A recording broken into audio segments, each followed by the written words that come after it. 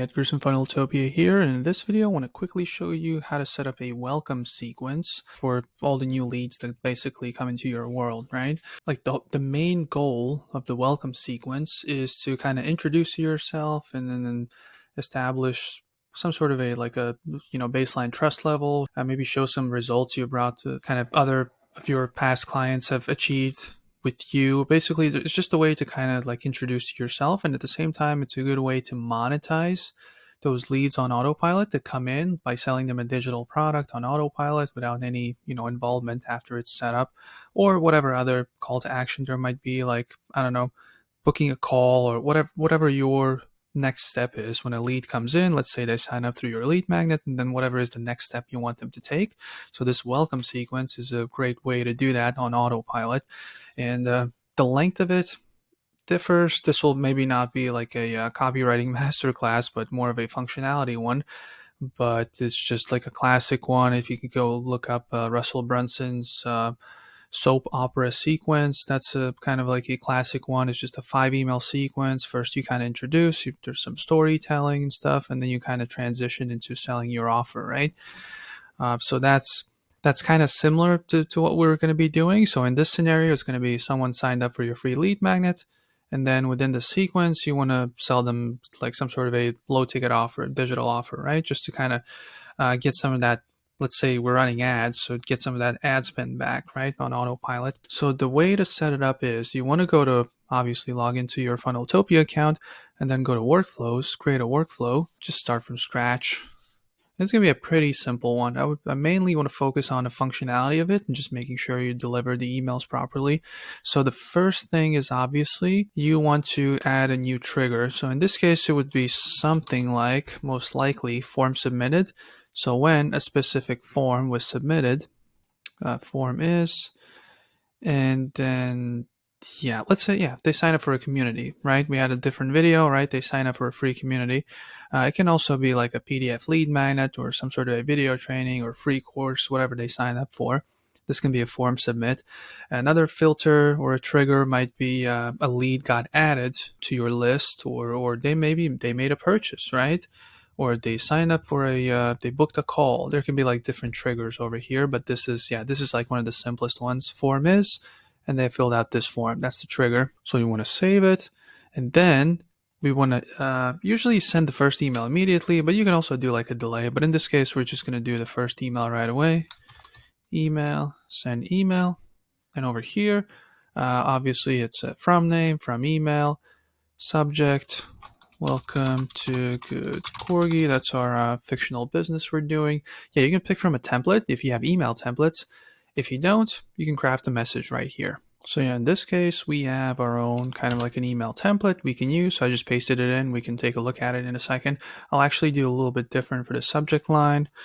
So whatever the name of it, whatever the freebie is that they got, the freebie is waiting for you or on you or whatever. Just it's basically your freebie inside. Just basically get them, the subject lines, kind of like the main goal is to get them to open the email, right? You want to be clear on what the reason is. So, right, they sign up for something and 3 seconds later they receive an email from you. And obviously you're going to mention, hey, this is the thing you sign up for, right? So that's kind of like, your freebie inside. People have short attention spans, but if they receive an email within 3 seconds with a subject line like this, they will know what that email is about and they'll open it. And then within that same email, it's like, congrats, you've taken an important first step. And here you can start, if you have your customer avatar, their pain points, their kind of like their desires, all that, you can talk about them here. So basically, you've taken your first step, which by signing up for the lead magnet that fixes a specific problem or helps them take the next step towards like a desired outcome. This is where you kind of emphasize that, right? This is like you just one sentence. You've taken an important first step towards, achieving the result you want. And then, over here, if you continue, obviously this is where you talk about it from the other side, from the like running away from pain.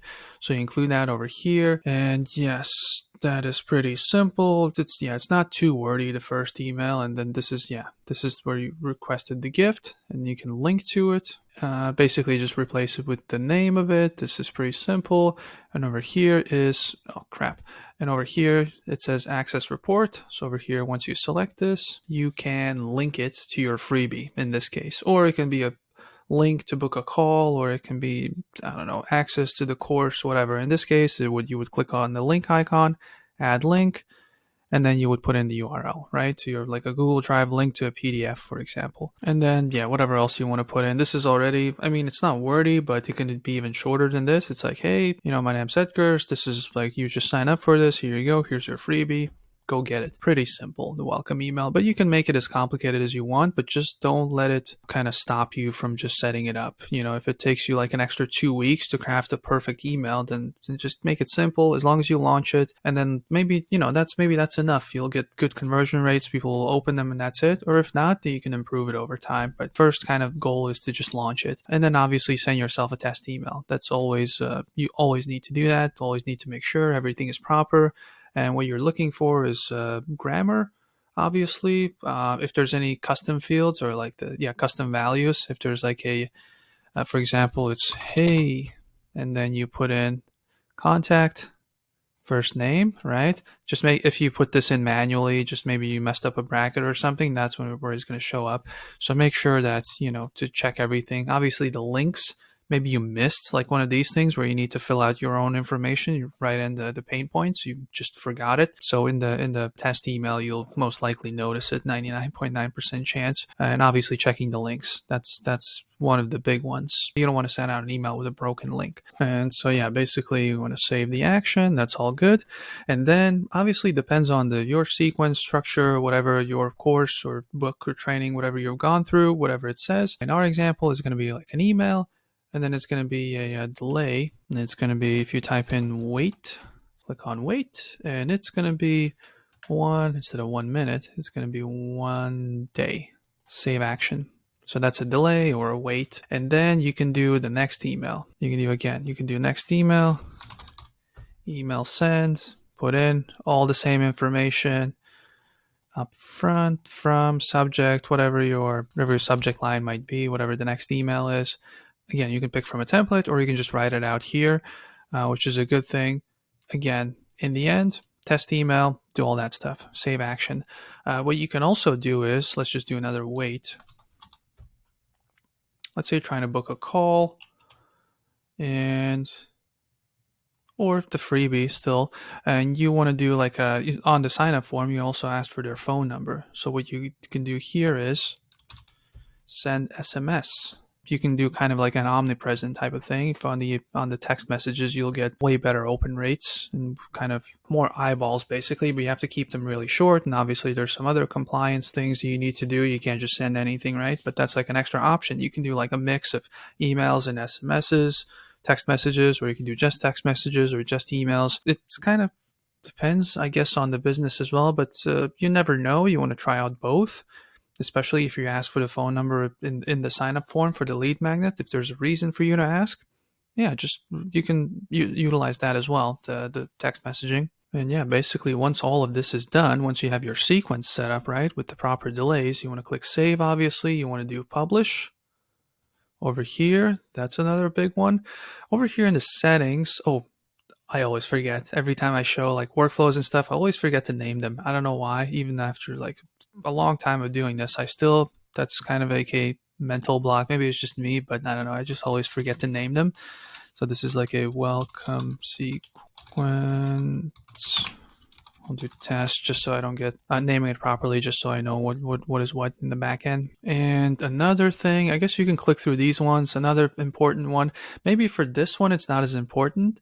It says allow reentry. For a welcome sequence, maybe you keep it as is. But for other types of automations, you might want to turn this on.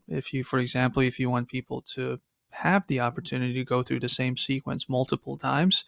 Welcome sequence, you don't want to, if a big part of it is like introducing to yourself and telling your story and kind of, what you've been through, you probably don't want to take them through the same thing 3 times if they sign up for different lead magnets and stuff.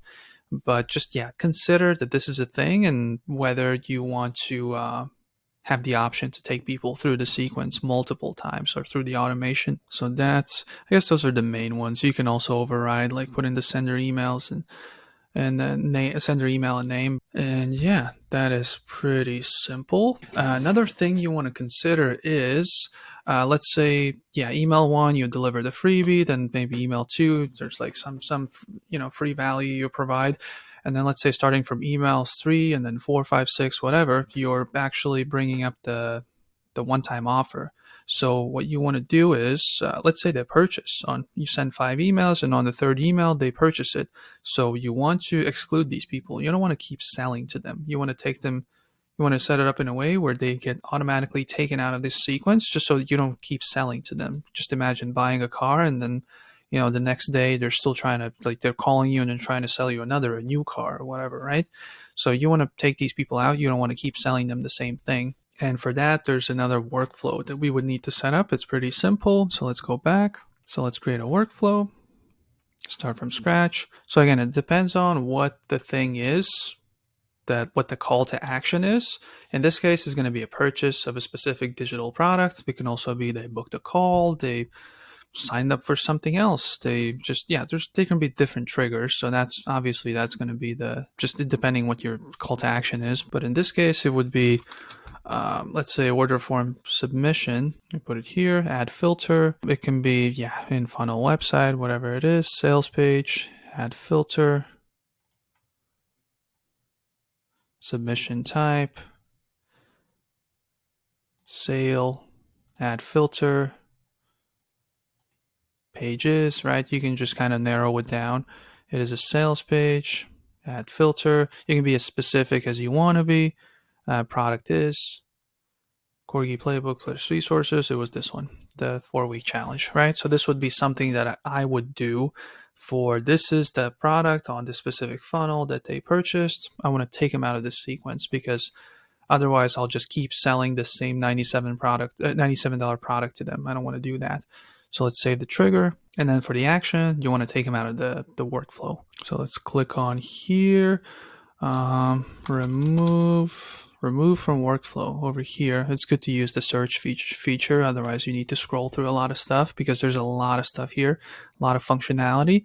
Remove from workflow, another workflow. And this is where you named it, right? So it was test something. I don't remember. Welcome. There we go. This is the sequence we just created previous to this one.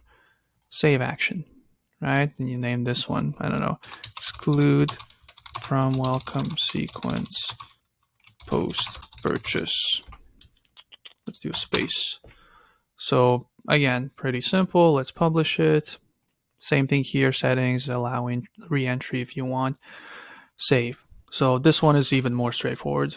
As they're going through the sequence, if at any point in time they purchase, take them out of that sequence immediately. You don't want to keep selling to them. So that's kind of the, as short as I could make, version of how to set up a welcome sequence. And yeah, if you have any questions about this, try to make it as simple as possible. If maybe I jumped over some stuff that seemed obvious but actually, needed explanation, 24/7 chat support. Let us know if you have any questions. We'll make sure to respond as quickly as possible. If you're a VIP client, there's like an extra option here for bigger issues, for more strategy, maybe funnel setups, just more than a couple technical questions. Let us know. We can set up a one-on-one call. And yeah, if you don't have any questions, then I'll see you in the next video. Bye.